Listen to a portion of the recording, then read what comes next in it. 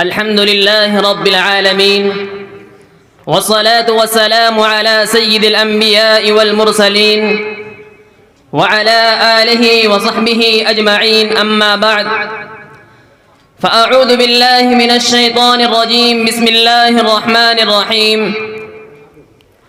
ومن أظلم ممن منع مساجد الله أن يذكر فيها اسمه وسعى في خرابها أولئك ما كان لهم أن يدخلوها إلا خائفين لهم في الدنيا خزي ولهم في الآخرة عذاب عظيم.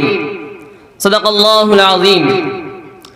رئيس الحفل المبجل وزملائي في الدروس، إني أريد أن ألقي إليكم خطبة عربية وجيزة حول الموضوع هدم المسجد البابري، فاستمعوها بشوق ورغبة.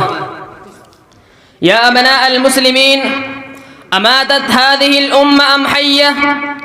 أنامت هذه الأمة أم يقظة؟ أسكنت هذه الأمة أم متحركة؟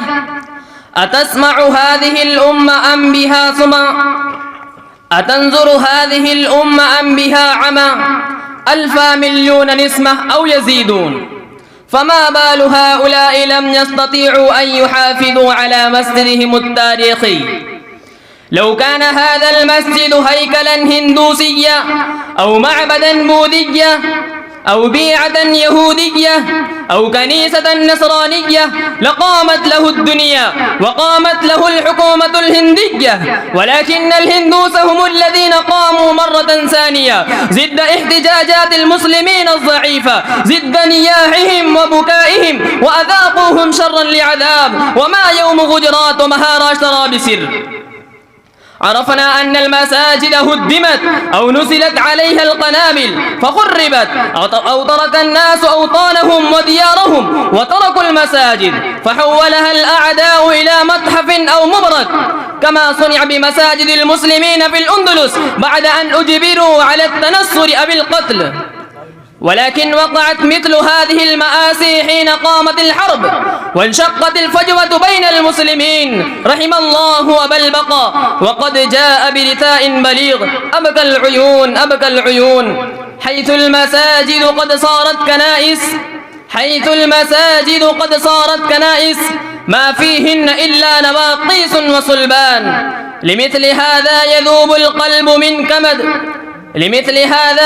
القلب من كمد إن كان في القلب إسلام وإيمان. هذا حال المساجد في الأندلس، فما بال المسلمين في الهند؟ وهم المواطنون الأوفياء، وهم المكافحون الأوائل ضد احتلال البلاد الإنجليز وعنادهم. الحق أن هناك حلف نجس وهناك عهد دنس بين اليهود والذين أشركوا، وقد خبرنا القرآن أنهما أشد الناس عداوة للذين آمنوا اليهود والذين أشركوا.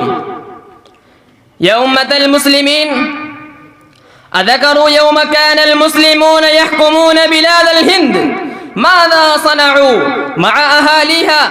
أما عاشوا في غاية من التسامح مع الهندوس والسيخ والمجوس والبوذيين؟ أما كانوا أكرم الناس وأعدل الناس معهم؟ أما كافحوا الإنجليز ببسالة نادرة؟ أما واجهوا الاستعمار؟ لم يخفى على العارف البصير تاريخهم وهو مشهود وغر محجل.